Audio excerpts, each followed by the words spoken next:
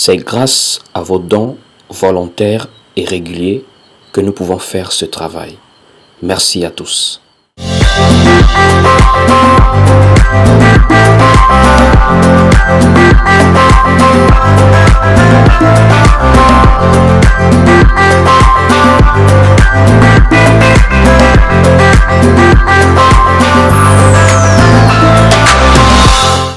Shalom, shalom à tout le monde. Ce soir, nous partageons un thème particulier. Nous allons parler de l'évangile et des traditions. En effet, c'est un thème d'actualité. Au jour d'aujourd'hui, beaucoup sur TikTok ici, il y a un mouvement qui se lève, un mouvement de panafricanistes et de traditionnalistes qui tend maintenant en fait à combattre l'évangile de Jésus-Christ jusqu'à combattre même la personne de Jésus. En effet, plusieurs personnes disent que l'évangile ou encore Jésus-Christ n'est pas un ancêtre africain. C'est le Dieu des Blancs ou encore c'est le Dieu des Juifs. Il n'a rien à faire en Afrique. Et si l'Afrique n'est pas développée, si l'Afrique aujourd'hui a un certain retard, on peut dire que l'évangile y est pour beaucoup. Je parle d'évangile, je ne veux pas parler du christianisme. Parce que quand on parle du christianisme, ça peut vraiment être assez large en termes d'enseignement, en termes de friction. Parce que dans le christianisme, nous avons beaucoup de branches. Quand on parle de chrétiens, on englobe les catholiques romains, on englobe les protestants, on englobe les pentecôtistes. Voici pourquoi je ne parle pas en termes d'assemblement religieux, je parle beaucoup plus en termes d'enseignement des apôtres. Voici pourquoi je parle de l'évangile. Donc le fait de prononcer le nom de Jésus-Christ, beaucoup nous taxent de personnes qui avons renié leur culture, renié leurs ancêtres. Et la guerre qui est faite actuellement sur TikTok, sur les réseaux sociaux en général, par plusieurs personnes, c'est la guerre de soi-disant nous ramener à nos valeurs ancestrales, nous ramener à notre culture. Et nous allons maintenant, par la grâce de Dieu, au moyen des saintes lettres, regarder ce que la parole de Dieu nous dit par rapport à nos valeurs. Est-ce que le fait de dire Jésus-Christ, est-ce que le fait de croire en Jésus-Christ m'amène à renier les valeurs ancestrales ou encore les valeurs culturelles de mon peuple, de ma terre? Est-ce que le fait de prononcer le nom de Jésus-Christ, de croire en lui, m'amène à renoncer à mes origines en tant qu'Africain, en tant que Gabonais, en tant que Fan? Est-ce que le fait d'être chrétien, de croire en Jésus-Christ, d'être disciple de Jésus-Christ, m'amène à être dépravé? Est-ce que c'est ce qui nous amène à être en retard sur le plan économique, sur le plan sociétal? Il faut véritablement que plusieurs personnes puissent comprendre ce qui est en réalité. Il est facile de raisonner par rapport à des émotions, par rapport à des opinions, mais la parole de Dieu doit être l'absolu de toute personne qui se dit enfant de Dieu. Si on est athée, je peux comprendre. Lorsqu'on est athée, on a un regard beaucoup différent de quand on est croyant. Quand on est croyant, du moins quand on croit en Jésus-Christ, on a une base sur laquelle nous pouvons raisonner, nous pouvons énoncer des thèses. Et cette base doit être notre socle, notre appui. Et c'est la parole de Dieu, l'évangile de Jésus-Christ. Voici pourquoi, frères et sœurs, nous allons d'abord chercher à comprendre ce que c'est que la tradition. Afin de comprendre réellement si la tradition s'oppose à l'évangile, ou encore l'évangile s'oppose à la tradition, ou encore à nos traditions. Déjà à la base, de façon simple, de façon générale, on peut définir la tradition comme étant l'ensemble des us et coutumes, des lois, des codes, des règles qui est propre à un peuple et qui régit le fonctionnement de ce peuple-là. Je vais réitérer, je vais répéter. Lorsque nous parlons de tradition, on peut parler de us et coutumes, des lois, des règles, des codes de vie qui régissent le fonctionnement d'une communauté, d'un peuple. En réalité, les traditions, ce sont des lois que la communauté aussi peut décider de voter par rapport aux bienfaits. Il y a des choses comme dans nos pays modernes, des lois qui sont votées en fonction des réalités actuelles, en fonction des réalités correspondant à telle ou telle époque. Donc, lorsque nous parlons des us et coutumes, lorsque nous parlons des traditions, c'est également des codes de vie, des règles de vie, des lois, des us et coutumes qui régissent ou encore qui ont toujours régi la vie d'une communauté. Et parfois de manière même progressive. Ainsi, lorsque nous parlons de tradition, est-ce qu'à la base, on peut dire que l'Afrique a une tradition? Cela serait difficile à démontrer. Puisque l'Afrique est un grand continent qui a une grande pluralité de traditions en fait. Par rapport déjà à la diversité de sa population, la population africaine. Elle est très riche en termes de traditions, en termes même de croyances. Il y a l'Afrique de l'Ouest, l'Afrique de l'Est, l'Afrique du Nord, l'Afrique du Sud et même l'Afrique du Centre. À l'exemple d'où je me trouve actuellement, je suis au Gabon, nous sommes dans la zone centrale de l'Afrique. Donc, nous sommes tous africains, mais on ne peut pas dire que quand on parle de l'évangile, ça s'oppose à la tradition africaine parce qu'il faut comprendre que nous-mêmes déjà africains, nous n'avons pas une tradition unique.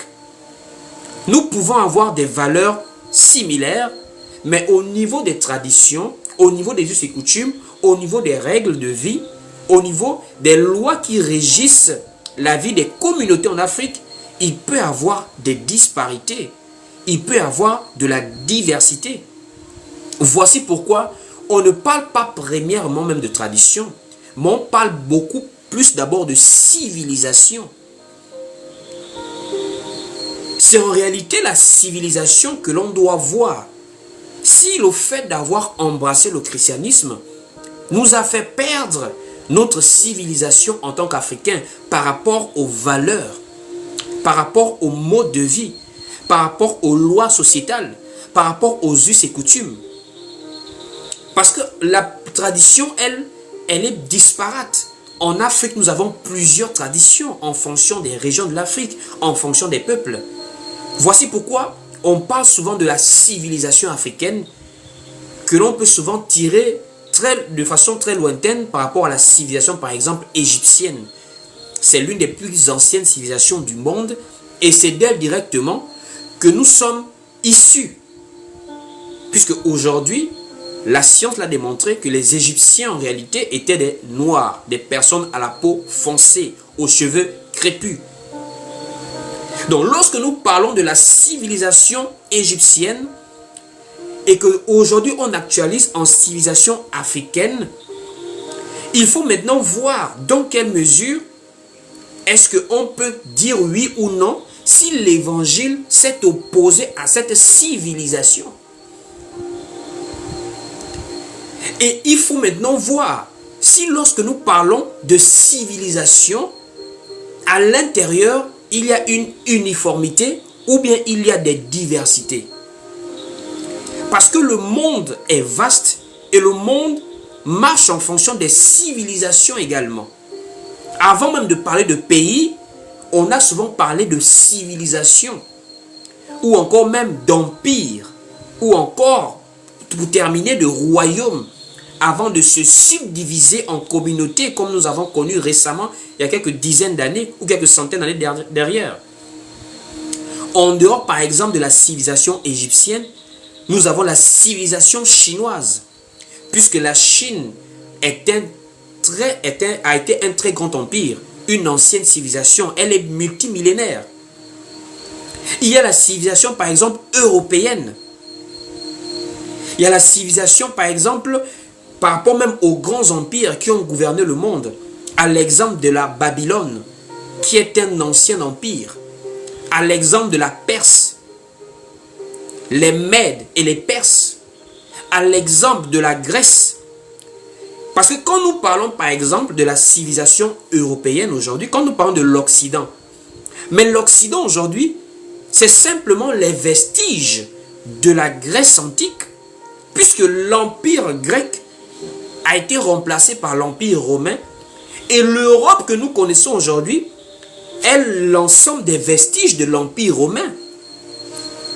Puisque l'empire romain, qui a commencé quelques siècles avant notre ère, et qui a duré autour de 400 à 500 ans, s'est désagrégé en 476. Mais à l'époque, l'empire romain était un très grand empire, depuis l'Espagne, qu'on appelait l'Hispanie à l'époque, jusqu'à la Mésopotamie.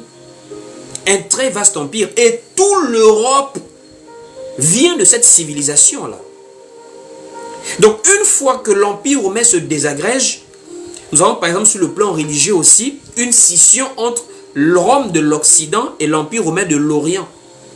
Et c'est même à base de ça également que le christianisme va se diviser en deux grands blocs par rapport à l'église catholique d'Orient et de l'Occident qu'on appelle aujourd'hui maintenant les orthodoxes. Ça, c'est l'histoire de la civilisation, par exemple, européenne, avec tous les détails que eux-mêmes peuvent maîtriser parce que c'est leur histoire.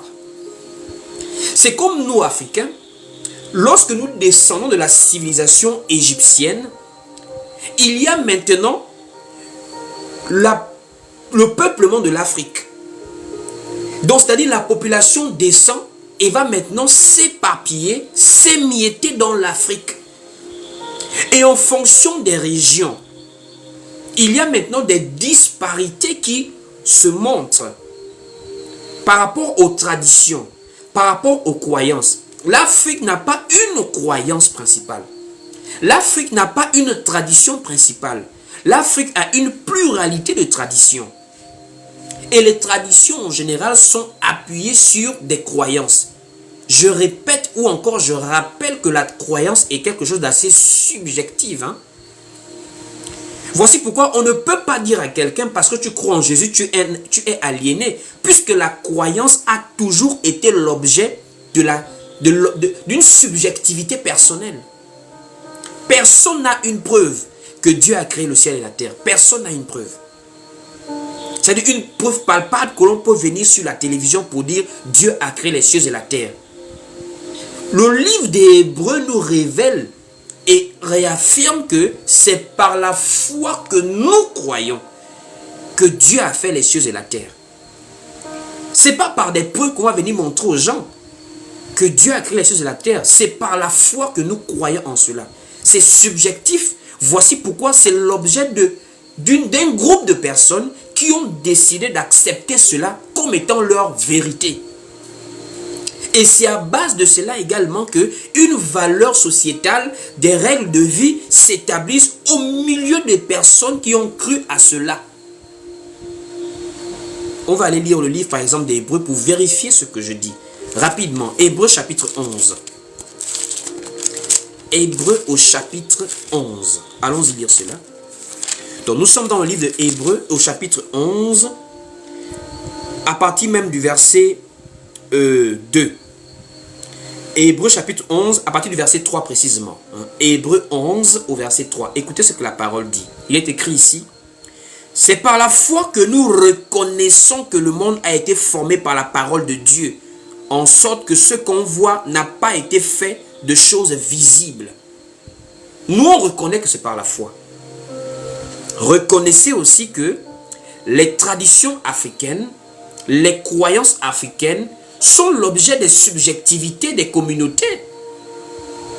Il y a des réalités que nous voyons en Afrique centrale qu'on ne connaît pas en Afrique de l'Ouest. Il y a des croyances que nous avons en Afrique du Sud que nous n'avons pas en Afrique de l'Est. La preuve, lorsque nous parlons par exemple des rites traditionnels, il y a des rites traditionnels qui sont spécifiques par exemple à l'Afrique centrale ici, qu'on ne retrouve pas en Afrique de l'Ouest. Par exemple, en Afrique centrale, dans un pays comme le Gabon, nous avons par exemple plusieurs rites traditionnels. Nous avons le Bwiti, nous avons le Ndjembe, nous avons le Mvet, nous avons le Mwiri. Nous avons beaucoup en fait des rites traditionnels. Donc même au sein d'une communauté géographiquement limitée telle que le Gabon, les Gabonais, à l'intérieur, il y a une pluralité même de rites traditionnels.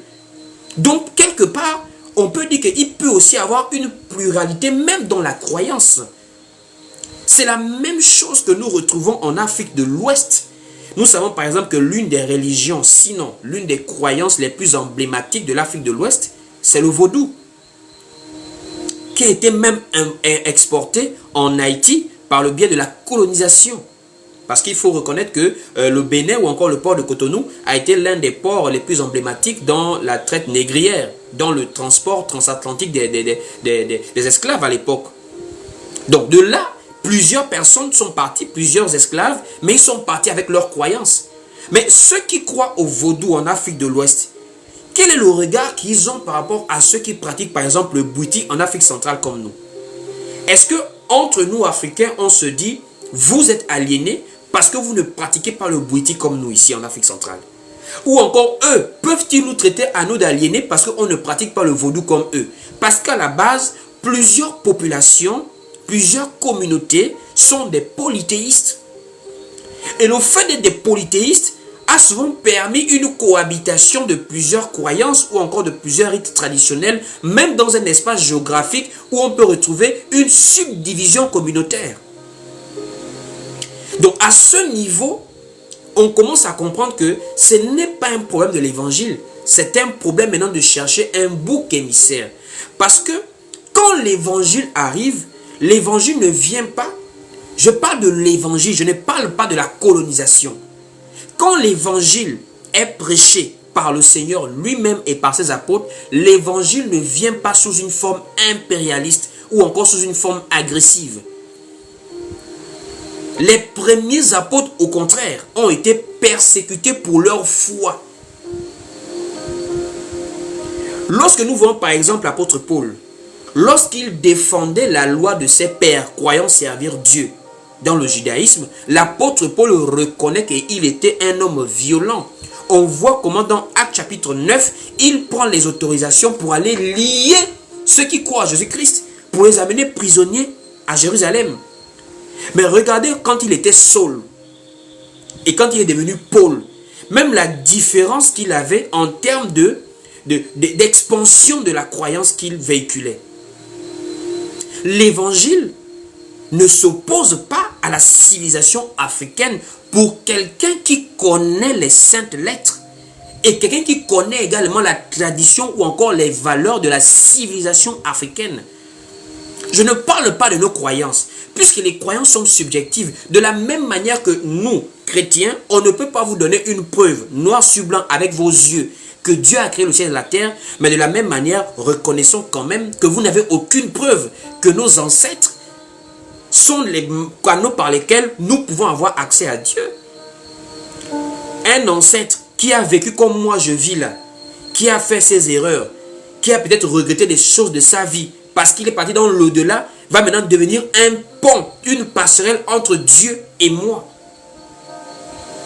Regarde ta propre vie. Es-tu sûr que si tu meurs demain, tu voudras que tes petits-enfants te vénèrent ou encore te prennent comme un modèle, comme une passerelle entre Dieu et eux? Ça, c'est purement subjectif. On ne peut pas dire à quelqu'un que parce qu'il ne croit pas en un ancêtre, c'est quelqu'un qui est aliéné. Moi, je ne crois pas en David, je ne crois pas en Abraham, je crois en Jésus-Christ, qui pour moi est Dieu fait chair. Donc ce n'est pas un ancêtre typiquement juif en quel je crois. Moi, je crois en Dieu qui s'est manifesté en chair et a simplement choisi une communauté, comme il pouvait être européen, comme il pouvait être chinois. Mon problème, ce n'est pas l'origine charnelle de Jésus-Christ. Moi, ma foi, elle est basée sur Dieu. Parce que là, ça peut maintenant même toucher un pan maintenant un peu d'une rivalité raciale. Je n'ai pas un problème avec les Juifs. Je n'ai pas un problème avec les Africains. Voici pourquoi mon problème, je n'ai aucun complexe à ce que Dieu se soit manifesté chez les Juifs pour venir me révéler une vérité que j'ignorais dans certaines choses liées peut-être à mon espace géographique, à une tradition que je pratiquais dans l'ignorance. Donc, en réalité, il faut maintenant voir. Est-ce que l'évangile s'oppose réellement à nos traditions? La première des choses qu'il faut déjà savoir, c'est que l'évangile, selon les recommandations du Seigneur, n'a jamais eu une velléité violente dans son expansion. Si du moins on ne connaît pas, on peut au moins faire des recherches historiques. L'évangile qui démarre après le départ de Jésus-Christ, l'église primitive, on est autour des années 33-34, puisque Jésus-Christ, selon notre ère, est mort et ressuscité en l'an 33. Donc après son départ, quelques temps plus tard, il y a la Pentecôte, la descente du Saint-Esprit, qui met un démarrage par rapport à la recommandation du Seigneur, faite de toutes les nations des disciples. Et nous voyons comment dans Actes chapitre 1er, chapitre 2, chapitre 3, ils sont toujours dans Jérusalem et la persécution va maintenant démarrer. La persécution démarre et permet maintenant une dispersion. Et lorsqu'il y a une dispersion, le mot d'ordre du Seigneur, c'est fait de toutes les nations des disciples. Et même Jésus-Christ lui-même n'a pas manifesté la violence dans l'expansion de la bonne nouvelle que lui-même il a commencé à annoncer. Souvenez-vous que quand on l'a arrêté, il a fait comprendre à Pierre que s'il ne s'agit pas de violence physique, il pouvait dépêcher une armée d'anges pour venir raser tous les Romains qui venaient l'arrêter, avec les sacrificateurs qui étaient là. Mais il a fait comprendre qu'il ne vient pas pour une affaire physique, il vient pour les âmes. Jésus n'a aucun problème avec l'Afrique, puisque Jésus, c'est Dieu fait chair pour nous, et c'est lui le créateur de tout être humain, de toute chose, de toute personne. Donc quand l'évangile démarre avec les apôtres, il y a maintenant une expansion. L'apôtre Paul est également appelé, il est converti, il devient chrétien, disciple de Jésus-Christ. Et de là maintenant, il y a maintenant un mouvement d'expansion dans toute la région de l'Asie mineure. Avec l'apôtre Paul qui est un grand missionnaire, qui va maintenant aller dans les territoires par exemple de Corinthe, d'Éphèse, qui sont l'actuelle Turquie. La Turquie qui est par exemple le pont à l'époque entre l'Occident qui représentait l'Empire romain et l'Asie mineure. Voici pourquoi Paul par exemple arrive jusqu'à Rome et de là on remarque très bien que le mouvement des chrétiens est en train vraiment de remplir l'Empire. Et de là maintenant, Constantin va maintenant établir une religion qui est mêlée avec la croyance des chrétiens et beaucoup d'autres choses qui vont mélanger à l'intérieur. La naissance du catholicisme romain. Et maintenant, au fur et à mesure avec les siècles, nous avons vu comment le catholicisme romain a gouverné en Europe pendant des siècles, jusqu'en, par exemple, en 1500, il y a la réforme protestante. Mais ce qu'il faut déjà savoir, c'est que autour du 16e siècle, autour même du 14e, 15e, 16e siècle, pendant que on parle de la politique ou encore de la religion en Europe, avec la réforme protestante de Martin Luther, il ne faut pas oublier que les empires également sont en ébullition en Europe. Par exemple, nous avons l'Empire de France, l'Empire d'Espagne, l'Empire du Portugal, ou encore nous avons la Prusse, qui va devenir l'Allemagne. Donc à l'époque, les grands empires sont également dans des velléités expansionnistes. Ils veulent étendre leur empire. Pourquoi? Parce qu'à l'intérieur de l'Europe, il y a des guerres fratricides. Nous savons que tous l'Europe, ce sont des mariages entre eux. Telle reine est partie épouser tel roi pour solidifier l'empire. Donc il y a des guerres fratricides en Europe. Des guerres plus ou moins familiales par rapport aux empires. De là maintenant, plus un empire veut affirmer sa grandeur, plus cet empire doit pouvoir annexer de nouveaux territoires. C'est là d'où maintenant, quand Martin Luther va faire la réforme, attention, nous sommes également à un moment charnière en termes de révolution technologique en Europe.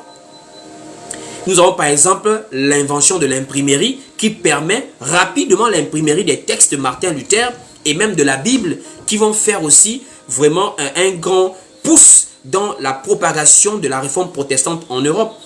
Et nous avons également le siècle également des révolutions industrielles. Donc de là maintenant, les empires sont dans l'expansion. À l'exemple de l'empire espagnol, de l'empire hollandais, de l'empire britannique, qui vont maintenant aller à la conquête de nouveaux territoires outre-Atlantique. C'est de là maintenant où nous voyons comment, par exemple, Christophe Colomb, qui lui cherchait les Indes. Par rapport à la carte, il voulait aller en Inde. mais il s'échoue dans les Amériques, au nouveau territoire.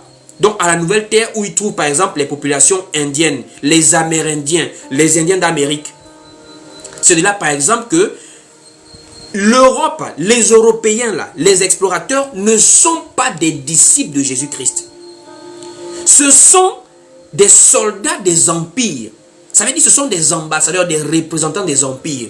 C'est dans ce sens maintenant que quand Christophe Colomb arrive en Amérique, il y a maintenant aussi la France, la Grande-Bretagne, l'Espagne, qui descendent maintenant vers l'Afrique, qui est le territoire en face, la Méditerranée en face.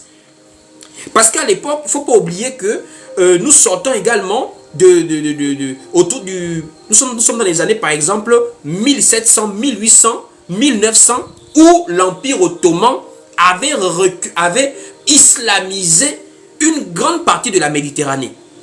Donc, on peut dire que l'Afrique du Nord a été déjà habitée. Il y avait déjà des comptoirs, par exemple, de commerce, parce que dans l'islam, nous avions beaucoup du commerce avec les Arabes.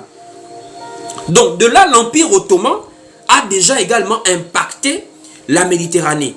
Donc, quand les Européens sont maintenant aussi dans la force de la technologie qui est en train d'aller au progrès de leur côté, avec les armements, etc., ils se lancent à la conquête d'autres territoires par des invasions. Donc, c'est une conquête impériale. Ce n'est pas de la gentillesse qu'ils viennent faire. Donc, quand ils arrivent, d'autres partent en Amérique, d'autres arrivent ici, d'autres vont même jusqu'en Asie, avec la Grande-Bretagne, par exemple, qui a géré l'Inde, qui a colonisé l'Inde pendant une période. Et même là-bas aussi en Asie, nous avons un pays ou encore un empire comme le Japon, qui a également eu une révolution technologique qui l'a amené à être un peu plus avancé que les autres voisins à son époque. Et de là aussi, lui aussi se lève maintenant dans des velléités expansionnistes. C'est maintenant de là, frères et sœurs, que nous, Africains, du moins l'Afrique subsaharienne, nous avons maintenant la venue maintenant des colons sur nos côtes. Quand les colons arrivent, plusieurs personnes ne comprennent pas la démarche de la religion dans la colonisation. Attention, il ne faut pas oublier que malgré que les colons, les Européens étaient plus développés que nous en termes de la technologie, en termes de l'armement, mais ces colons ont également eu beaucoup de revers. Ils ont subi également des revers par rapport à des batailles qu'ils ont menées contre nous, Africains. C'est vrai qu'à l'époque, on n'avait pas de fusils, mais par exemple, les Français ont reconnu avoir été confrontés à des peuples très forts physiquement ou encore en termes de guerre, en termes de guérilla. Exemple, nous avons Haïti. Haïti est l'un des premiers territoires indépendants, un des premiers territoires africains indépendants. Pourquoi? Mais les Haïtiens se sont levés et ont combattu contre la présence coloniale. Nous avons par exemple les Béninois, les Amazones du Bénin, de l'ancien royaume du Dahomey au Bénin là-bas. Mais allez-y chercher sur internet, vous allez voir comment les Français ont subi un revers contre les Amazones au Bénin. Et ces Amazones étaient des femmes pour la plupart, sinon on mettait principalement des femmes. C'est-à-dire au corps à corps, les soldats français n'arrivaient pas à lutter contre des femmes au corps à corps. Et ils étaient très puissants en termes par exemple de maniement des épées, des flèches. Donc la France va maintenant parfois avoir besoin du renfort des troupes avec de l'armement pour pouvoir imposer la force et pour pouvoir gagner le camp adverse. Donc la colonisation ne s'est pas passée de manière aussi facile que les gens pensent. Ils sont venus avec des bibles, non. Ils sont d'abord aussi beaucoup venus avec la force. Mais ils ont parfois aussi trouvé des peuples qui ont lutté comme ils ont pu. Les ancêtres africains ne se sont pas laissés faire n'importe comment. Ils ont lutté. Et vraiment, l'histoire des Amazones, du Dahomey ou encore du Bénin est l'une des histoires qui a marqué, par exemple, le royaume de France à l'époque, que si on continue seulement avec la brutalité, nous aussi, on a un coup. On perd des hommes, on s'affaiblit. Or, en Europe, il y a également des rivalités, en fait. C'est là d'où maintenant, il y a aussi maintenant l'introduction d'une manière passive pour assujettir les populations. C'est dans ce sens maintenant que la religion est introduite. Parce que le colon réfléchit à comment peut-il faire pour assujettir l'esclave. Il a compris que peu importe le niveau de brutalité que tu peux avoir un esclave, que tu peux imposer sur un esclave, si tu n'as pas encore réussi à assujettir son esprit, tu ne peux pas le gagner. Tu vas le frapper, il va faire. Mais tant que son esprit n'est pas assujetti, tu ne peux pas le gagner, tu ne peux pas avoir de lui ce que tu cherches, ça veut dire une soumission. C'est là d'où maintenant, comme les textes bibliques sont gardés à Rome, et depuis le XVIe siècle, les textes bibliques sont répandus en Europe, avec par exemple la participation de l'Église catholique romaine, qui a énormément participé à la colonisation. C'est avec la bénédiction des prélats catholiques que les colons arrivent maintenant en Afrique. Et en dehors du côté brutalité, agressivité, il y a maintenant le côté maintenant de la foi. C'est pas la mauvaise interprétation, l'utilisation bien exprès, bien sciemment de la Bible aux fins de leurs intérêts maintenant, qu'ils arrivent avec la Bible là. Ils n'arrivent pas avec la Bible parce que eux ils sont des croyants fermes que Jésus-Christ est Dieu. Ils arrivent avec la Bible que c'est un outil qui peut permettre d'assujettir ceux qui ont des esprits fermés. C'est ce qui s'est par exemple passé lorsque Martin Luther va en réforme protestante. Parce qu'il faut construire la basilique Saint-Pierre, le clergé catholique se rend compte que non. Si on dit aux gens de venir donner l'argent, ils ne m'ont pas donné.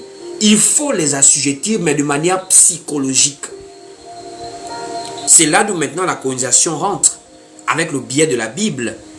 On prend maintenant des parties où Dieu parle des esclaves, sans comprendre le contexte historique, sans comprendre l'historicité des textes bibliques.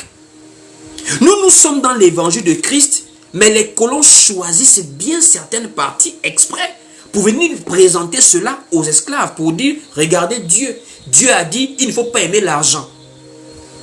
Donc, si tu es pauvre, tu vas aller au ciel. Alors que Dieu parle des pauvres en esprit. Pauvre, on dit bien pauvre en esprit. On ne parle pas des pauvres physiquement. Il faut te soumettre à ton maître. Or, quand on parle de maître, on ne parle pas de la colonisation ou encore de l'esclavage. On parle de maître dans le sens actuel du terme, c'est-à-dire quelqu'un qui est ton chef. Ton patron, c'est ton maître. C'est parfois le langage qui a juste changé. Quelqu'un t'embauche chez lui. Tu es par exemple gouvernant de sa maison. Tu gères sa cuisine, tu gères, etc. des domestiques. Mais c'est ton maître.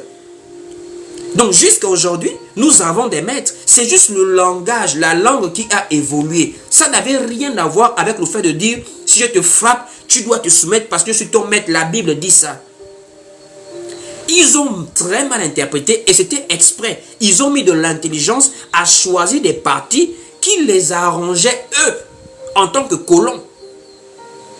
Quand ils viennent dire les pauvres en esprit hériteront du royaume, c'est une manière de vouloir faire comprendre que non, laissez le cobalt au Congo, laissez le manganèse au Gabon, laissez l'or au Mali. Il faut prier Dieu. Et eux derrière, ils viennent prendre l'or. Ils viennent prendre l'or, le manganèse. Ils viennent prendre le cobalt. Ils viennent prendre le coltan. Dieu n'a jamais expliqué des choses comme ça. Lisez la Bible. Vous allez comprendre que Dieu est pour le travail. Dieu est pour la prospérité. On ne prêche pas la prospérité, hein, mais on fait comprendre que ce n'est pas l'évangile de Christ qui a mené les gens à mal comprendre la parole de Dieu ou encore d'autres à mal expliquer cela pour leurs intérêts. La preuve, les États-Unis, c'est un pays majoritairement protestant. Mais pourquoi ils sont la première économie du monde avec la Chine se disputent la première place? Et pourtant, ce sont des protestants. Quand les catholiques romains ont persécuté les protestants en Europe au XVIe siècle, beaucoup ont fui vers le nouveau monde que Christophe Colomb a découvert en 1400. C'est là-bas qu'ils sont partis faire du protestantisme le berceau de la révolution protestante. Mais pourquoi eux n'ont pas dit, bon, on va pas travailler, on va prier Jésus? Non, ils ont compris que dans la Bible, on nous encourage au travail. On nous encourage au progrès. On nous encourage au développement. Même les rois, les présidents, dans Deutéronome, on fait comprendre qu'un roi doit avoir des critères qui lui permettent de bien gérer son pays, son peuple. Mais c'est seulement une manière de pouvoir avoir accès à nos richesses qui sont venus. La Bible elle-même n'a pas le problème. Puisque le problème, c'est l'instrument qui est utilisé dans le mauvais sens. Si tu as un couteau, le couteau peut avoir double utilisation. Il y a des gens qui cuisinent avec ce couteau dans des maisons, des femmes qui sont des bonnes femmes soumises, qu'on a épousées et font la cuisine avec cela. Le couteau, pareillement, est utilisé par des brigands dehors pour agresser des personnes. Est-ce que c'est le couteau le problème? Non, c'est l'utilisateur du couteau le problème. Avec cette Bible-là, si tu as des mauvaises intentions, tu peux détruire la vie de quelqu'un. Je dis avec cette texte biblique-là, tu peux détruire la vie de quelqu'un si tu as des mauvaises intentions. Voici pourquoi nous sommes là. Pour pouvoir apporter un réveil. Parce qu'il y a des gens qui ont pris cette Bible-là avec des mauvaises intentions. Et ils ont pris la diversité biblique en termes d'histoire, en termes de culture, en termes de spiritualité, pour maintenant voir leurs intérêts à l'intérieur. Ce que les colons ont fait, mais c'est ce que les faux pasteurs font aujourd'hui. De la même manière, les colons sont venus avec la Bible pour nous assujettir, mais de la même manière, des faux pasteurs se sont levés pour s'enrichir sur le dos des pauvres gens, des personnes qui souffrent avec la même Bible. Si vous voulez comprendre ce qui s'est passé avec la Bible et la colonisation, vous regardez simplement le système d'escroquerie dans ce qu'on appelle l'Église aujourd'hui. Là, vous allez comprendre. Les mêmes gens combattent Paul en disant, quand Paul dit la femme ne prêche pas, est-ce que Paul c'est Jésus? Paul c'est pas Jésus. Moi je crois en Jésus. Paul c'est un être humain comme moi. Les mêmes personnes, lorsqu'ils veulent demander l'argent au peuple, Paul devient leur meilleur ami. Or, Paul a dit dans Galates 6:6 que celui à qui on enseigne fasse part de tous ses biens à celui qui l'enseigne. Donc, en un mot, Paul, c'est-à-dire il joue avec Paul. Paul est devenu leur jouet. Quand il a besoin de Paul, il prend vite Paul. Allez, Galates 6:6, donnez-moi l'argent. Quand maintenant Paul ne l'arrange plus, il dit non, là c'est pas Jésus, ça c'est pas Dieu, ça c'est Paul qui a parlé comme ça. C'est la même chose que les colons ont fait quand ils sont arrivés en Afrique. La Bible là elle-même ne peut jamais encourager à la colonisation. Je parle de l'évangile de Christ. Parce que beaucoup vont me dire, toi tu oublies les textes hébraïques où on voit comment Dieu parlait à Abraham, au peuple d'Israël, d'aller conquérir des territoires. Je sais, on peut en venir là-bas. On en vient. Puisque s'il faut parler du Dieu d'Abraham, mais attention, nous sommes africains. Est-ce que dans nos croyances, on ne connaissait pas les guerres? Est-ce que dans nos croyances, on ne connaissait pas même les classes sociales dans nos croyances? Il est facile de dire le Dieu de la Bible que vous lisez est un Dieu violent, alors que dans nos traditions, dans les croyances polythéistes africaines, nous avons également la notion de la guerre, la notion de la violence légitime. Nous avons également la notion de l'autorité souveraine de Dieu. C'est ce que l'apôtre Paul dit aux Romains. Oh, Dieu de la Bible encourageait ceci, il encourageait cela. Mais Paul dit, à moins que tu sois athée, mais toute personne qui croit en Dieu, qui soit même dans la foi comme nous en Jésus-Christ, qui soit dans d'autres religions, il connaît quand même le principe de la souveraineté de Dieu. Et c'est de ce principe même, inscrit dans la conscience collective, que nous voyons par exemple des présidents de la République ou encore des rois, des gens qui avaient le droit même des vies et des morts sur les sujets du royaume. Des gens qui avaient des autorités discrétionnaires de l'État. Quand quelqu'un va en prison, il est condamné pour meurtre. Mais il y a carrément une disposition de la loi qui permet au président de la République de le gracier. Comment vous expliquez ça? C'est-à-dire qu'il y a une disposition de la loi qui permet au chef de l'État de gracier même un meurtrier. De le gracier, il sort, il va en liberté, il est libre. Ceci, ce sont des petites étincelles de la représentation de Dieu. Dieu est souverain. Dieu est souverain. Peu importe de la manière dont tu veux croire en lui, si tu ne reconnais pas qu'il est souverain, alors il n'est plus Dieu. Voici pourquoi l'apôtre Paul dit aux Romains, toi tu es argile, Dieu c'est le potier. Comment c'est à toi d'imposer à Dieu la démarche pour pouvoir te modeler? Donc, le Dieu qui se révèle maintenant à Christ vers nous les nations n'est pas un Dieu de la violence, n'est pas un Dieu de la barbarie, n'est pas un Dieu qui amène à ce que les uns puissent assujettir les autres. Donc quand on voit l'évangile ne peut pas s'opposer aux traditions. Puisqu'il y a beaucoup de choses dans la civilisation africaine ou encore dans nos valeurs traditionnelles, mais qu'on retrouve dans la Bible. Hein, qu'on retrouve dans la Bible, frères et sœurs. Allons-y lire certains passages.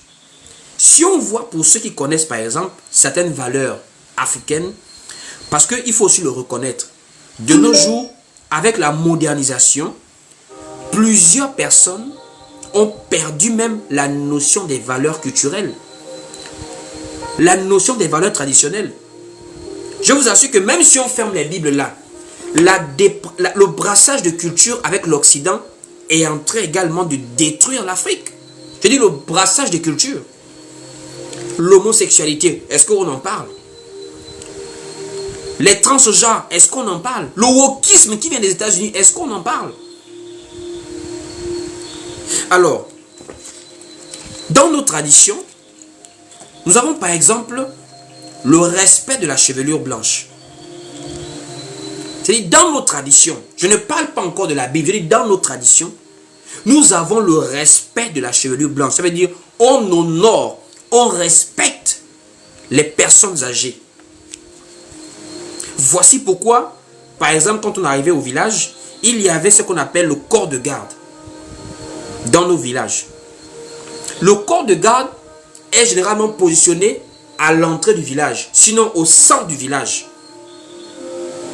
Et dans ce corps de garde, il y a des personnes qui s'y asseyent. Pour la majorité, ce sont des personnes qui ont un certain âge. Des vieux, des vieillards. C'est des personnes qui sont déjà rassasiées de jours. Des personnes qui ont une expérience de vie. Des gens dont la parole a été mise à l'épreuve par le nombre d'années et l'expérience de leur vécu dans la communauté. Ces personnes-là, le niveau de respect qu'on leur donne dans la communauté, dans nos traditions, il n'y a pas idée. Voici pourquoi là-bas, les jeunes, pour y avoir accès, ils font des autorisations au corps de garde. Parce que même dans le langage, c'est-à-dire le vieillard, celui qui a la chevelure blanche, il fait office de noble, de sage, d'autorité. Mais ça là, c'est dans la Bible. Si vous ne saviez pas que la Bible nous donne même nous révèle des choses qu'on connaissait déjà dans nos traditions même, sans que la Bible n'arrive, on pratiquait déjà ça dans nos traditions. Le respect de la chevelure blanche, ce n'est pas seulement la Bible qui nous montre ça, même nos traditions nous montrent ça. Donc en un mot, la Bible ou encore l'évangile ne nous amène pas à être dénaturés par rapport à nos cultures. Il y a des points de nos traditions, de nos valeurs culturelles que l'on retrouve dans les saintes lettres. Allons-y lire. Le livre de Lévitique. Lévitique chapitre 19 au verset 32. Lévitique chapitre 19 au verset 32, il est écrit ici: tu te lèveras devant les cheveux blancs et tu honoreras la personne du vieillard. Tu craindras ton Dieu, je suis l'Éternel. On voit comment dans nos traditions, le niveau de respect qu'on accordait aux vieux, aux vieillards, et dans la Bible, on voit également que nous sommes appelés à honorer la personne du vieillard, à respecter la chevelure blanche, à ne pas hausser le ton, à ne pas se lever devant quelqu'un qui est 2 fois, 3 fois, 4 fois plus âgé que nous. Mais vous, les personnes qui disent la Bible, les valeurs culturelles, regardez les gens aujourd'hui, comment ils se comportent vis-à-vis des vieux. Comment des jeunes gens qui font des arrière-petits-fils ont le courage de répondre, de crier, d'insulter des gens qui font même leur grand-père. Ça là, dans nos traditions, on n'acceptait pas ça. Et dans la Bible, on n'acceptait pas ça. Donc je voudrais comprendre en quoi est-ce que le fait de croire en Jésus-Christ, de lire ces textes, m'éloigne de mes valeurs traditionnelles. Bien au contraire. Ça me renforce dans le respect que je dois avoir pour les personnes âgées. De nos jours, vous voyez des jeunes vraiment se disputer avec des mamans. C'est-à-dire une jeune fille de 20 ans a le courage de se bagarrer pour un homme avec une maman de 60 ans, de 50 ans. Comment une jeune fille de 25 ans peut répondre à une maman de 80 ans? Ça, c'est la Bible. Non. L'ennemi est ailleurs. L'adversaire est ailleurs. C'est la mauvaise interprétation des textes bibliques. C'est la mauvaise utilisation de la Bible qui a créé toute cette confusion. Parce que le véritable mal vient du wokisme et le brassage de culture qui vient de l'Occident. La pourriture que nous voyons en Occident aujourd'hui est en train également de infecter l'Afrique. Je dis en termes de valeur. Regardez dans les familles. Le modèle familial africain aujourd'hui que les gens aiment en Afrique, c'est le modèle qui vient des Blancs, des Occidentaux. Par le biais des médias, l'industrie cinématographique. C'est-à-dire tu vois une famille où si c'est bien, ils sont en joie. Papa parle, l'enfant répond à son père. Tu n'as pas le joie. Papa est en train de parler, l'enfant claque la porte à son père. Fou, boum, il ferme la porte. Son père est en train de lui parler. Il claque la porte à son père. Il va dans la chambre. C'est ce modèle que les Africains aiment déjà. Le modèle où on ne blâme pas. Le modèle où il faut pas crier devant l'enfant. Sinon l'enfant va te répondre. Tu n'as pas le droit. Le modèle où l'enfant essaie, donc l'enfant peut te répondre. Dans notre tradition africaine, un enfant, ce n'est même pas son propre père, c'est toute la communauté qui le mettait en exclusion, qui le sanctionnait. Moi, je me rappelle quand on était plus jeune, on était encore tout petit, quand tu insultes dehors, même si ce n'est pas ton père ou ta mère, un grand te taloche, on appelle ça la taloche, on consulte ta tête pour dire arrête ça. Un enfant n'insulte pas. C'était inscrit dans nos valeurs. Ça veut dire, toute personne qui est âgée, même si ce n'est pas ton enfant, tu peux même prendre l'enfant, tu dis ton père ou ta mère, ou tu l'amènes devant son père et sa mère pour dire l'enfant l'a insulté comme ça là. Le père va dire frappe-le. Après, tu finis de frapper, tu me donnes moi, je vais encore le frapper. C'est dans nos valeurs. Le respect de la chevelure blanche, le respect des personnes âgées. Est-ce que nous avons encore ça aujourd'hui? Est-ce que ça c'est l'église maintenant? Est-ce que ça c'est la Bible? Non. C'est le modèle que nous voyons occidental, que nous voulons calquer chez nous. Donc l'évangile, en ce point, ne s'oppose pas à nos valeurs. Puisque dans l'évangile, la parole nous dit « Honore ton père et ta mère ». Donc dans le même sillage, dans la même continuité, on parle de l'honneur aux parents. Ça là, est-ce que ce n'est pas dans nos traditions? Mais ça se retrouve également dans la Bible aussi, l'honneur aux parents. Donc la Bible en réalité ne s'oppose pas, l'évangile ne s'oppose pas à nos réalités traditionnelles, à nos valeurs. Allons-y lire le livre d'Éphésiens chapitre 6 au verset 2. Éphésiens chapitre 6 au verset 2. Éphésiens chapitre 6 au verset 2. Écoutez ce qui est écrit ici. Honore ton père et ta mère. C'est le premier commandement avec une promesse, afin que tu sois heureux et que tu vives longtemps sur la terre. On dit honore ton père et ta mère. Honore ton père et ta mère. Est-ce que ça, c'est pas dans nos valeurs traditionnelles? Est-ce que ça, c'est pas dans l'éducation qu'on nous a donnée à l'époque où nos papas et nos mamans n'étaient pas forcément chrétiens? Ça là, pour voir ce respect-là, c'est plus de nos jours. Il faut retourner peut-être dans l'époque des années 80, 60, 50 là-bas. Parce qu'ils étaient éduqués de la même manière. L'honneur aux parents. Et l'honneur aux parents se manifestait comment? Il y avait des exemples, par exemple. Premièrement, c'était par l'éducation qu'on honorait nos parents. Avant, quand quelqu'un se comporte mal, c'est pas lui. On cherche ses parents. Qui est son père? Qui est sa mère? Parce que on supposait dans la normalité des choses que l'éducation de quelqu'un vient de son milieu de naissance, vient de son milieu de croissance. Il a grandi où? Il est né où? Qui sont ses parents? Qui sont ses tuteurs? Mais de nos jours, vous voyez des personnes, lui les Gabonais, il veut vivre comme un Américain. Ça, c'est la Bible qui a encouragé ça. Même la Bible ne nous encourage pas à vivre comme les Juifs. Hein. Je dis, même l'évangile que les apôtres prêchaient, les apôtres de Jésus, ne nous a pas dit de vivre comme les Juifs.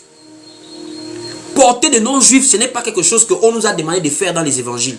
Oh non, Pierre, Paul, Abraham Gabonais. Mais tu t'appelles Abraham, qui t'a forcé de t'appeler Abraham? Tu n'as pas de prénom parce que les gens ont même honte de leur réalité culturelle. Les gens ont de s'appeler Ngema. Les gens ont de s'appeler Manganga. Les gens ont de s'appeler Kemi. Les gens ont de s'appeler Mavurulu. Ça, c'est, est-ce que ça, c'est Paul ou Pierre qui vous a dit 5 jours que venez porter leur nom? Ça, c'est l'occidentalisation mentale des gens dans leur propre volonté. Un véritable envoyé de Dieu ne peut pas venir te dire, comme tu t'appelles Mavurulu, c'est que tu n'es pas agréable à Dieu. Non. Il faut connaître l'évangile. Il faut connaître la sainte doctrine pour véritablement comprendre que il y a beaucoup de choses que vous attribuez à la Bible là qui n'a rien à voir même avec la Bible, qui n'a rien à voir avec le christianisme, qui n'a rien à voir avec l'évangile. Absolument rien à voir. Donc, nous avons des exemples d'honneur aux parents. L'un des exemples, par exemple, c'est l'éducation de la jeune fille. À l'époque, dans la communauté, la jeune fille honorait ses parents par le couloir dans lequel elle était censée évoluer. Une jeune femme, quand elle est petite, on l'éduque à travailler, laver les assiettes, nettoyer la maison, l'hygiène corporelle, jusqu'à ce qu'elle atteignait les 12 ans, 13 ans, 14 ans. Elle commençait à avoir ses premières menstrues. De là maintenant, on commençait à l'introduire dans l'école de la jeune fille.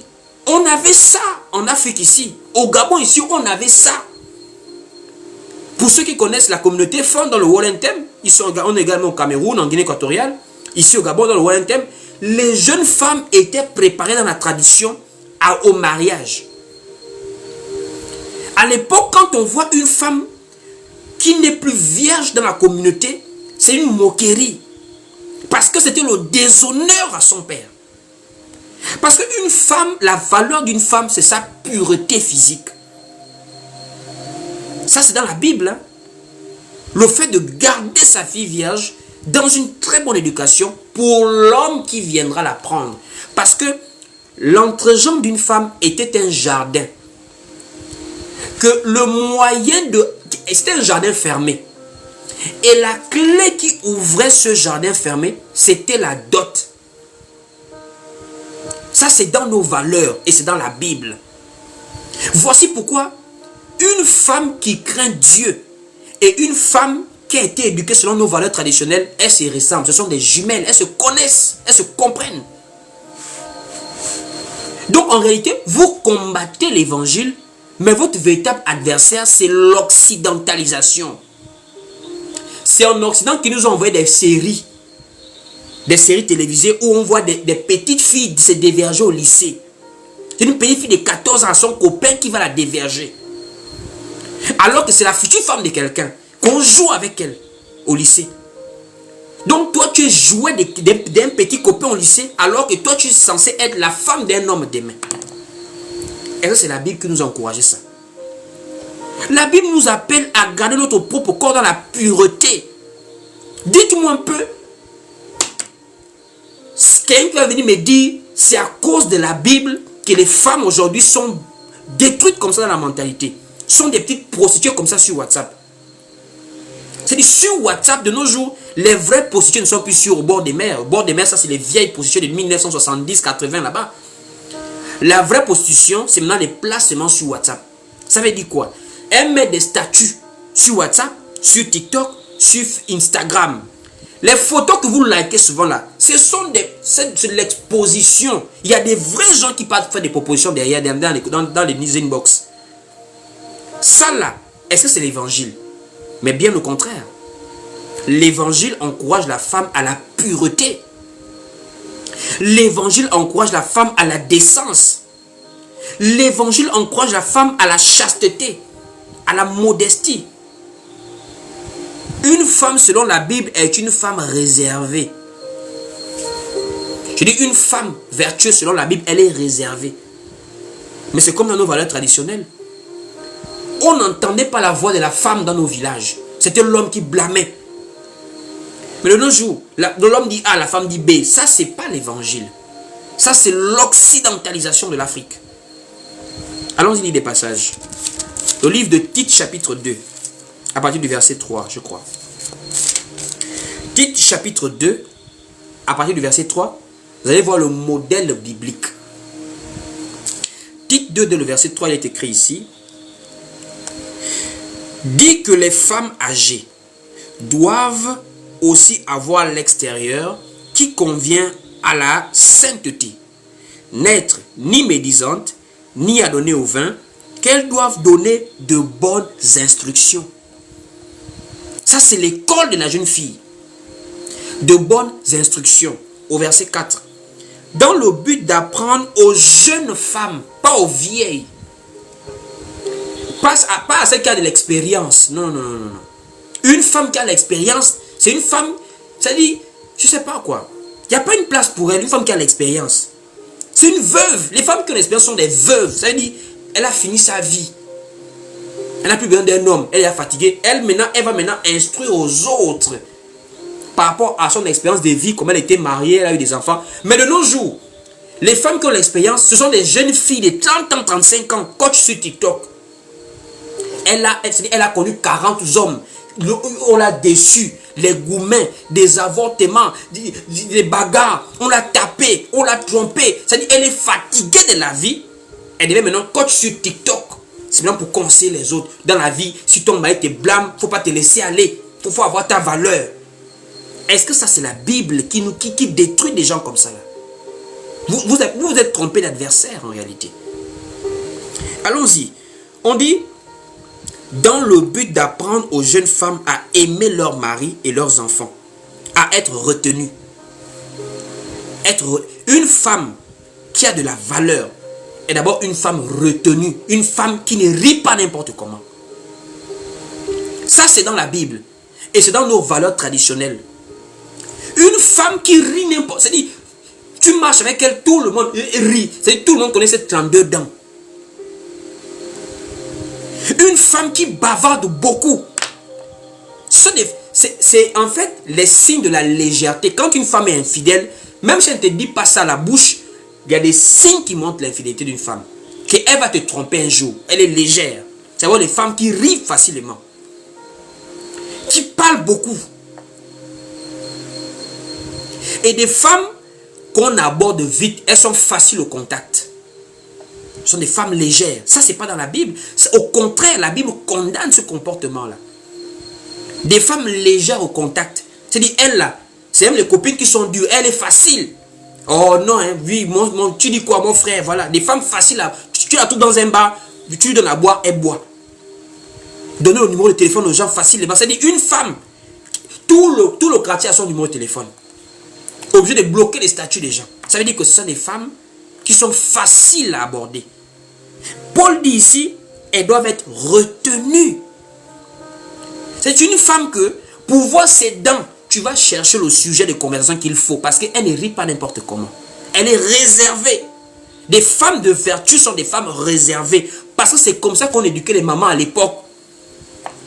Nos mamans à l'époque, pour la voir discuter avec un autre homme que ton père, mais il faut attendre peut-être après 10 ans, après 15 ans, parce qu'elles avaient des limites. Mais de nos jours, femme, elle connaît son répertoire de Facebook, son Messenger. Tu as plus de 200 conversations avec des gens. Ça, c'est pas dans la Bible. On dit retenu, on dit chaste. Des femmes chastes. C'est des femmes qui savent garder leur corps. Tu vois des femmes, c'est-à-dire elle a l'envie. Une femme a des envies incontrôlées comme un homme. Même dans la science, on nous montre que l'appareil génital de l'homme est plus susceptible à des envies par rapport au fait qu'il est externe. Il ressent les fluctuations de l'environnement extérieur. Quand il fait froid, là, c'est un organe externe. Mais l'organe génital de la femme est un organe interne qui est d'abord un signe de protection de la chose. Il peut faire froid, mais là-bas c'est chaud. Parce que c'est dans une position où elle ne doit pas être comme un homme à vouloir faire n'importe comment. Mais de nos jours, tu vois, une femme, elle a des envies comme l'homme. Elle a des envies. C'est-à-dire, elle est à gauche et à droite. Ça fait 6 mois qu'elle a touché un homme. Elle ne peut pas faire 6 mois. Les femmes de nos jours. Alors que nos mamans, il y a des moments tu la trouves. Papa en voyage pendant 2 ans. La maman est tranquille dans la maison. Mais de nos jours, oh non, parce que la distance, moi, vraiment, je ne peux pas supporter. Et tu vois des papas, excusez-moi, vraiment, hein, que Dieu calme mon cœur. Parce que je peux dire des moments qu'il faut être terrible, il faut être détraqué pour venir défendre une femme infidèle sous prétexte que son mari est en voyage. Oh, mais ça fait 2 mois, il travaille trop. C'est ça, les femmes de nos jours. Ça, c'est pas dans nos valeurs. Et c'est même pas la Bible qui dit aux femmes d'être comme ça. Ça, c'est l'occidentalisation. On dit retenu, occupé aux soins domestiques. Occupé aux soins domestiques. Les soins domestiques. Ça, on ne parle même plus de ça. Alors que dans l'école de la jeune fille, par exemple, je me rappelle, quand on partait souvent au village, dans le Grand Nord, en tout cas à Oyem, chez nous ici au Gabon, au Grand Nord, mais vous allez remarquer, des jeunes femmes cuisinent très bien. Hein? Des jeunes femmes cuisinent. Pourquoi? Parce que les mamans d'avant, elles savaient que l'homme dans la maison, il y a la cuisine et la chambre. Ce sont les 2 salles opératoires de la femme. La cuisine et la chambre. Les 2 salles opératoires. C'est une femme qui veut avoir un bon foyer longtemps. Elle gère la cuisine, elle gère bien la chambre, elle est au calme. Elle est respectueuse, elle travaille beaucoup. En fait, le vrai travail d'une femme, c'est chez elle. Ce n'est pas les bureaux. Je dis le travail à la base d'une femme. Le bureau est arrivé parce que la conjoncture, la pauvreté, l'économie est compliquée, les hommes n'ont plus beaucoup d'argent comme avant. Mais je dis à la base, une femme de valeur est une femme qui sait que ma maison est un travail, c'est un lieu de travail. Chaque jour, tu dois travailler, tu nettoies la maison, tu es occupé. On dit femme occupée. Mais de nos jours, les femmes s'ennuient dans les maisons, elles s'ennuient. Alors que Paul dit ici, occupée aux soins domestiques. C'est pour dire, l'évangile ne s'oppose pas à nos traditions. Pas à tous les points. Il y a beaucoup de points de ressemblance entre nos traditions, entre nos valeurs traditionnelles et l'évangile. Ce que l'évangile va maintenant interdire, c'est les grandes résolutions qui ont découlé, par exemple, de la grande conférence de Jérusalem. L'idolâtrie et l'impudicité. On va les lire, Actes chapitre 15. Actes au chapitre 15, dès le verset 1er. Lisons. Il est écrit ici, Actes 15 au verset 1er. Quelques hommes venus de la Judée enseignaient les frères en disant, si vous n'êtes circoncis selon le rite de Moïse, vous ne pouvez être sauvés. Paul et Barnabas eurent avec eux un débat et une vive discussion, et les frères décidèrent que Paul et Barnabas et quelques-uns de leurs monteraient à Jérusalem vers les apôtres et les anciens pour traiter cette question. On parlait de la circoncision. Maintenant, on va maintenant voir comment les apôtres vont maintenant donner la conclusion de cette conférence-là. On est maintenant dans le livre de Actes chapitre 15 toujours, au verset 27 en descendant. Pour voir maintenant les résolutions de la conférence, des assises de Jérusalem du 1er siècle. Même par exemple pour les catholiques romains, ils estiment que c'est le premier concile. Parce que c'est l'une des premières assises sérieuses de l'église pour traiter de la question comment faire pour aller évangéliser les non-juifs, les païens. Écoutez les résolutions de la conférence. On est ici au verset 27 de Acte 15. On dit ici, nous avons donc envoyé Jude et Silas qui vous annonceront de leur bouche les mêmes choses. Car il a paru bon au Saint-Esprit et à nous de ne vous imposer d'autres charges que ce qui est nécessaire, savoir de vous abstenir des viandes sacrifiées aux idoles, du sang, des animaux étouffés et de l'impudicité, choses contre lesquelles vous vous trouverez bien de vous tenir en garde à Dieu. Qu'est-ce que ça veut dire? Ça veut dire, quand nous là, nous venons vous prêcher l'évangile que nous avons reçu de nos pères, les premiers apôtres, on n'a pas beaucoup de choses à venir vous dire. Oh non, faut faire comme ça, le sacrifice d'Abraham, beaucoup de choses, les bêtises que les pasteurs racontent dans les assemblées là. On ne s'oppose pas à toute la tradition. Le fait d'être dans sa culture ne t'empêche pas d'être chrétien. Le fait de te soigner parfois avec des plantes n'est pas interdit dans la Bible. Je répète, c'est pas parce que tu es chrétien que tu ne peux pas aller te soigner avec une plante. Toi, c'est la pharmacie. Donc, tu crois plus à la pharmacie qu'aux connaissances de nos pères qui connaissaient la nature. Toi, tu oublies que la pharmacie, c'est la plante qui a été transformée. Toi, tu as confiance à la beauté de la pilule, mais tu ne réalises pas que la véritable énergie de la plante, elle est lorsque la plante est encore brute. En fait, il y a beaucoup de gens qui ont des stéréotypes dans l'évangile. Aller au village, c'est un péché. Prendre une plante, mettre si tu es blessé. Mais il y a des... La pharmacie, ce sont des plantes.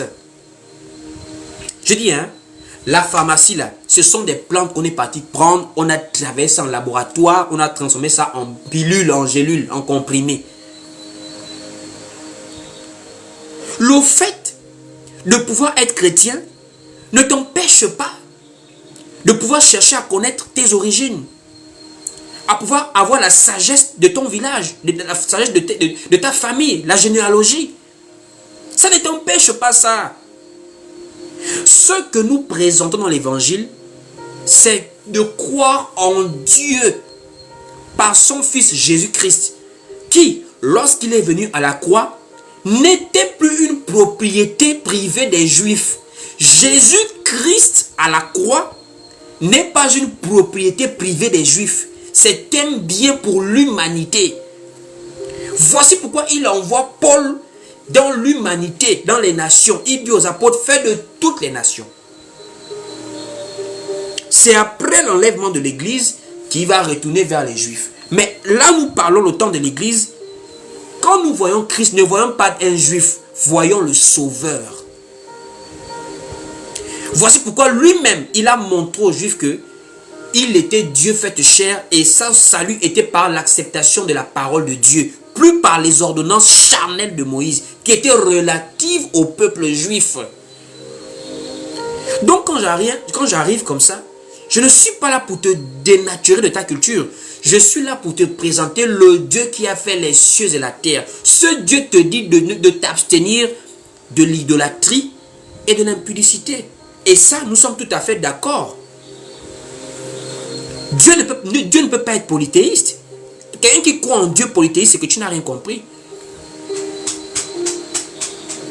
Je dis, Dieu ne peut pas être multiple.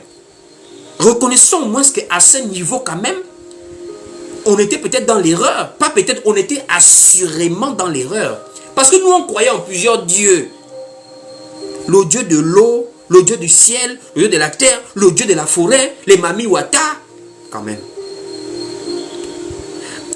C'est-à-dire, toi, tu pars prendre la plante dans la forêt, tu coupes le bois, tu fais une figure sur ce bois-là, tu mets ça dans une maison et tu pars te prosterner sur ce bois-là, quand même. Toi-même, tu vois ça comment? De te prosterner devant un bois, toi-même, tu vois ça comment? C'est de l'idolâtrie. Et ces choses-là, c'est de ça que Dieu nous dit maintenant, détournez-vous de cette manière de m'adorer. Dieu s'est fait représenter autrefois dans ces choses-là, les saisons fertiles, les choses qu'il manifestait par la nature. Aujourd'hui, nous vous présentons adorer Dieu dans sa simplicité. Plus besoin de mettre les poudres au visage, aller faire des initiations, invoquer les esprits de l'eau. L'esprit de l'eau est petit. C'est maintenant le Dieu lui-même qu'on peut invoquer directement par Jésus-Christ.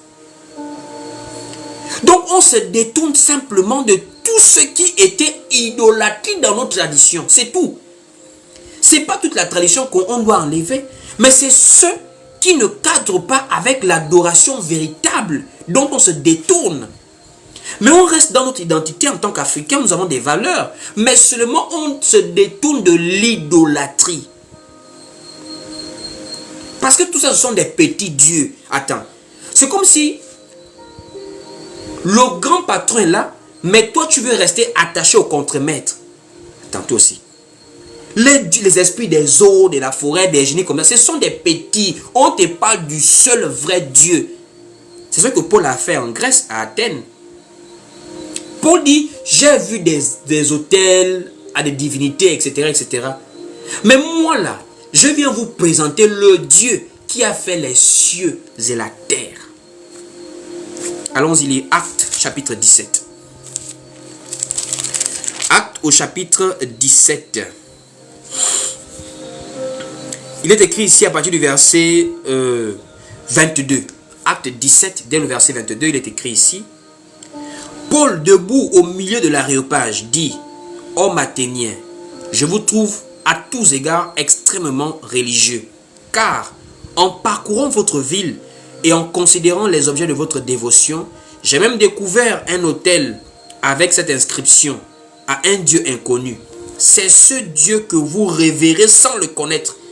C'est ce que je vous annonce. Le Dieu qui a fait le monde et tout ce qui s'y trouve, étant le Seigneur du ciel et de la terre, n'habite point dans des temples faits de mains d'hommes. » C'est ce qu'on vous présente dans l'évangile. Priez, servez le seul vrai Dieu. Détournez-vous de ces petits dieux mineurs, les babami, mami, wata, dieux de la forêt. Ça au moins, on l'affirme. L'évangile nous amène à nous détourner de toutes ces entités-là. Parce que tu ne peux pas être proche du contremaître alors que le patron est là. C'est que tu n'as pas de logique. Deuxième des choses dont on doit se détourner, les résolutions de la conférence, c'est-à-dire la base même de l'évangile vers les nations. Le deuxième point, après l'idolâtrie, c'est l'impudicité. C'est l'impudicité. Et ça au moins, à moins que vous êtes une sorte de traditionnaliste vraiment un peu perdu, on ne peut pas être d'accord sur ce point que l'impudicité est même condamnée dans nos traditions. Attends, à moins que vous êtes vraiment des panafricanistes, des africanistes un peu tordus, on ne peut pas ne pas reconnaître que l'impudicité qui est la sexualité immorale et illicite est aussi condamnée dans nos traditions, comme dans la Bible. Donc la Bible a un point de convergence également avec nos traditions sur le point de l'impudicité. De la même manière qu'on vous dit d'avoir une sexualité réglementée, même dans la tradition, on demande d'avoir une sexualité réglementée. Voici pourquoi on se pose des questions. Toi, tu viens nous dire que nous sommes dans le désordre. Les panafricanistes viennent nous dire que nous sommes dans le désordre, mais eux-mêmes n'ont pas un modèle de vie relatif aux mœurs traditionnelles, aux règlements traditionnels. Dans la tradition, on ne jouait pas avec la sexualité. Parce que la sexualité est un univers. Ça a même des pans spirituels. Beaucoup de choses se passent dans la sexualité. Donc si vraiment il faut faire un retour aux sources, mais la Bible est même dans le retour aux sources, repartons dans la bonne sexualité. Comment un homme normal, constitué, qui a une vision de faire des choses, va passer son temps à aller s'introduire à l'intérieur de n'importe quelle femme? Tu connais ce qui se passe dans l'intimité. Même la parole nous dit, lorsque un homme est avec une femme, une prostituée, il fait corps avec la prostituée. Ça veut dire, vous n'êtes plus deux, vous devenez un. Qu'est-ce que ça veut dire? Ça veut dire, dans le rapport intime, on partage des bagages spirituels. On finit par s'unir. Ça veut dire, l'autre vient avec ses bagages, avec son énergie. Toi, tu viens avec pour toi, vous devenez un seul. Bon, imagine-toi une femme qui fait d'homme en homme, d'homme en homme. Toi aussi, tu viens rentrer là. Même dans la science, on nous montre que la semence de l'homme ne disparaît pas complètement de la femme. Même quand tu te laves, ça ne disparaît pas complètement. Bon, imagine une femme qui a connu 20 hommes. Toi, tu vis encore de là et tu penses à comme un jeu. Dans la tradition, la femme était préparée à ne connaître que l'homme qui viendra la prendre chez ses parents. Les femmes expérimentées, on ne connaissait pas. Au village, on l'appelle prostituée. Une femme expérimentée des hommes, on l'appelle prostituée. Parce que l'intérieur de la femme était sacré dans nos traditions. On ne jouait pas avec ça. Voici pourquoi une femme, il y avait même des choses que la femme pouvait faire. Lorsqu'elle tape sur son appareil génital, elle prononce des paroles. Ça pouvait avoir des répercussions sur la vie de quelqu'un. Voici pourquoi la parole d'une mère pouvait peser dans la vie de sa fille. La parole d'un père pouvait peser dans la vie de son fils. Pourquoi? Parce qu'ils ont conçu les enfants dans l'intimité. L'intimité a été mise en œuvre pour que les enfants arrivent. Le poids de la sexualité était très important dans les traditions. Voici pourquoi une femme ne pouvait pas tromper son mari. Ça n'existait pas facilement dans nos traditions. Une femme trompe son mari ou encore un mari est dans le vagabondage sexuel. Non, non, non. Soit tu prends une seule femme, soit tu es ouvertement polygame. Dans la tradition, on n'acceptait pas l'homosexualité. Puisque quand on parle d'impudicité, pour vous qui ne connaissez pas, l'impudicité est simplement, comme je l'ai dit, l'ensemble des rapports illicites, rapports sexuels illicites, qui ne respectent pas la morale, la parole de Dieu. Donc, on a l'inceste dans l'impudicité. On a les rapports hors mariage, des personnes qui ne sont pas mariées. On a l'homosexualité. On a la zoophilie dans l'impudicité. Et de nos jours, les gens sont vraiment dénaturés. Les gens ont abandonné leurs valeurs culturelles, leurs valeurs traditionnelles. Femme qui sort avec son cousin. Femme qui sort avec la femme de son père. Avec son oncle. Des papas qui se couchent avec les beaufs des belles filles. Ça montre qu'en réalité, la Bible nous ramène vers des valeurs même qu'on avait à l'époque. Vers des valeurs sociétales. Dans la Bible, on a la pureté. On respecte le corps dans la Bible. Voici pourquoi l'apôtre Paul va dire dans 1 Corinthiens que votre corps est le temple du Saint-Esprit. C'est-à-dire le niveau du respect qu'on accorde au corps humain. Voici pourquoi même l'homme dans la Bible, on le conseille à ne pas chercher la femme de son prochain. De nos jours, même femme mariée, on couche avec elle. Je ne comprends pas. Elle est mariée, mais tu vois un homme qui drague la femme de quelqu'un d'autre. Mais la Bible interdisait ça. C'est-à-dire, tu sais que la femme est mariée. Mais de nos jours, ça veut dire, plus la femme est même mariée, plus il cherche à la reconnaître. Ça, c'est le diable. Jusqu'à des hommes abordent des femmes enceintes. Il faut être un détraqué. Ça veut dire, tu vois vraiment la femme à la marque du passage d'un autre homme. Elle a le ventre plein. C'est-à-dire, elle est enceinte. Toi, tu as envie de cette femme-là. Il faut être malade. Et la parole de Dieu condamne ces choses-là. C'est de l'impudicité. Et l'évangile vient dire aux gens de sortir de l'impudicité. Voici pourquoi la parole dit même fouiller. Fouiller l'impudicité. On va terminer avec quelques passages. On va terminer avec quelques passages ici. Voilà.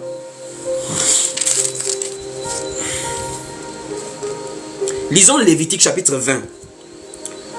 Lévitique chapitre 20. Au verset 10. Lévitique 20 au verset 10. Écoutez ce que la parole de Dieu dit. Si un homme commet un adultère avec une femme mariée, s'il commet un adultère avec la femme de son prochain, l'homme et la femme adultères seront punis de mort. C'est-à-dire, à l'époque, en Israël, on ne jouait pas avec. C'est une recommandation pour empêcher aux détraqués de pouvoir détruire la société. Et même le livre de Corinthiens dit fouiller l'impudicité. Fouiller l'impudicité. Le livre de 1 Corinthiens chapitre 6 au verset 18. 1 Corinthiens chapitre 6 au verset 18.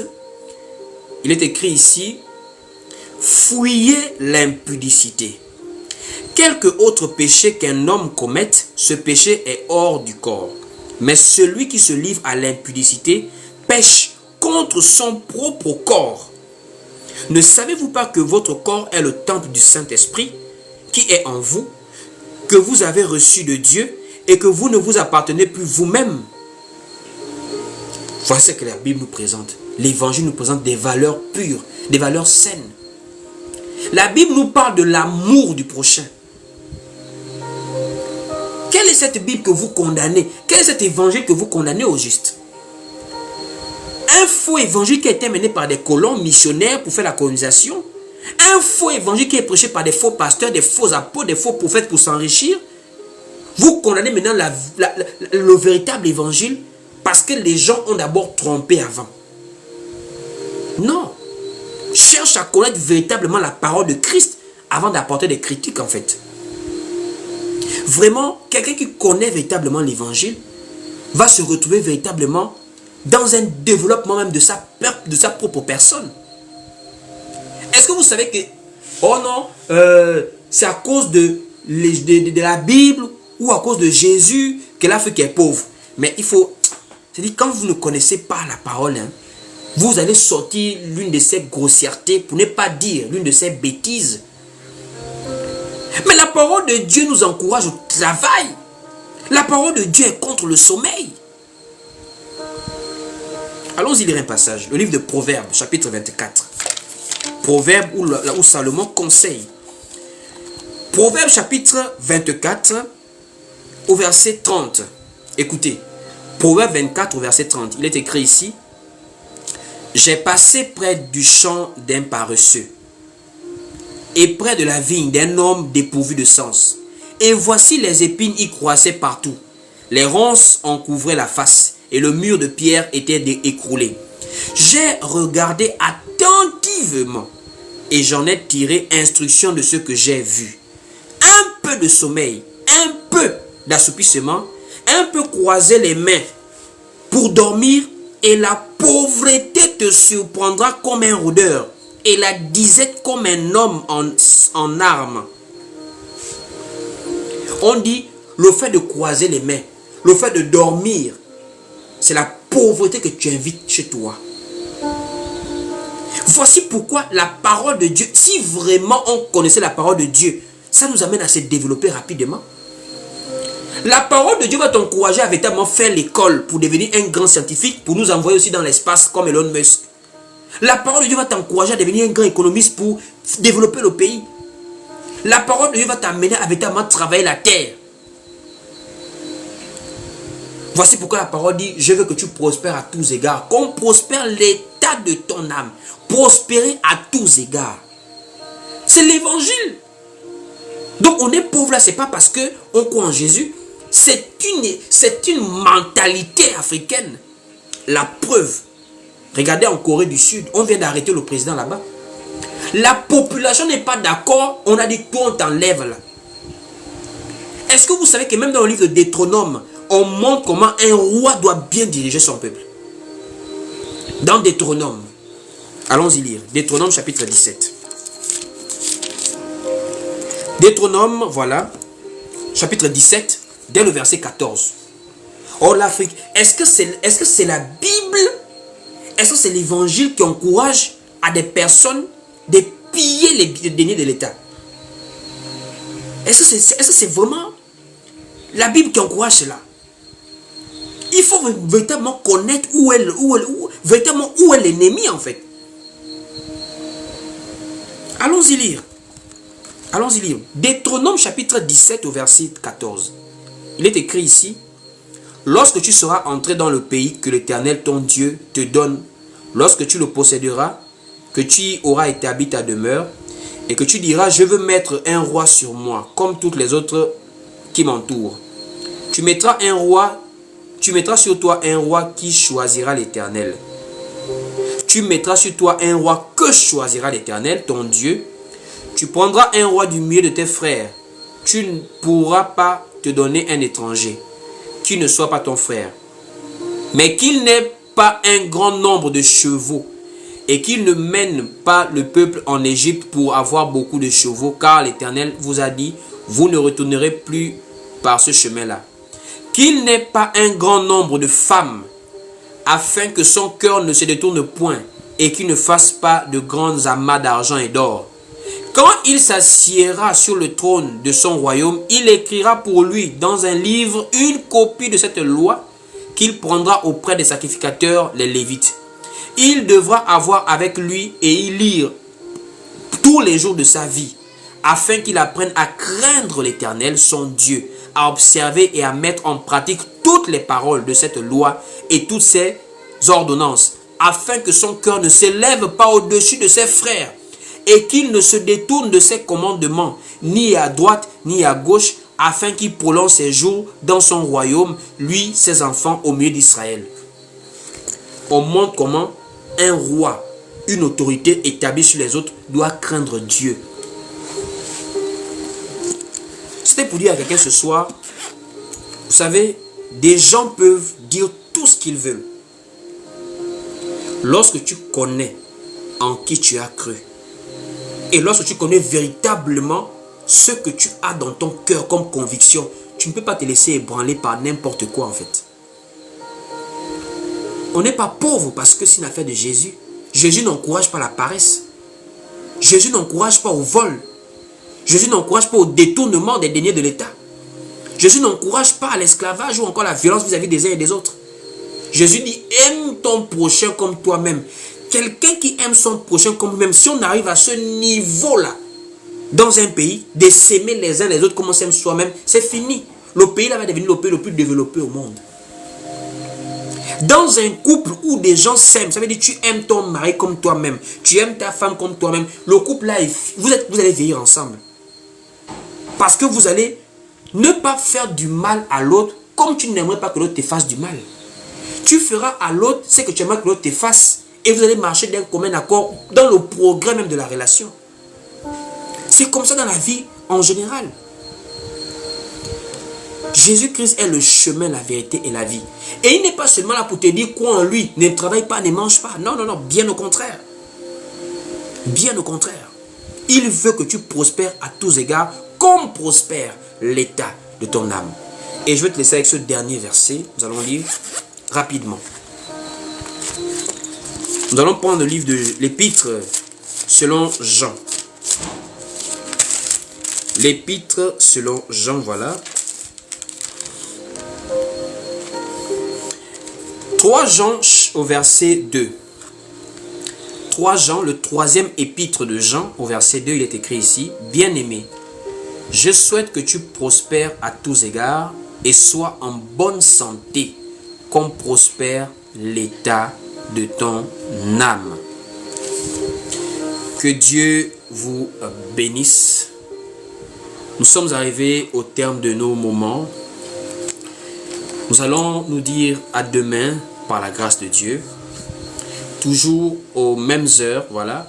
Nous sommes une plateforme d'assemblée en ligne. Nous nous réunissons ici les soirs, généralement à partir de 21h, heure de Libreville. Nous sommes sur TikTok ici, le même nom, Willy Bendon. Nous sommes également sur YouTube. Le lien est sur ma chaîne, sur mon profil TikTok. Nous sommes également sur Facebook, sur la page Willy Bendon et sur Instagram.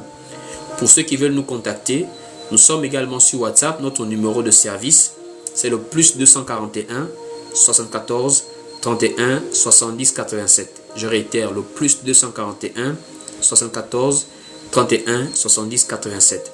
Nous sommes également dans un groupe WhatsApp où nous persévérons ensemble. Toute personne qui voudrait peut-être nous rejoindre, écrivez-nous. Et vous avez également des questions bibliques, des besoins de prière, d'orientation ou encore de conseils. Vous nous écrivez simplement. Nous sommes également ici dans la propagation de l'évangile et nous ne sommes pas subventionnés. Voilà, nous fonctionnons par la grâce de Dieu, au moins de la libéralité de quelques personnes qui sont là. Donc si vous êtes touché par le travail que nous faisons, ce travail d'apporter le véritable évangile, le retour à l'évangile apostolique, vous pouvez également nous soutenir en nous écrivant sur WhatsApp afin de pouvoir apporter votre contribution. Donc Dieu vous bénisse. On se revoit demain, mais nous allons d'abord prier pour nous séparer. Donc je voudrais maintenant que tu puisses prendre une position pour la prière.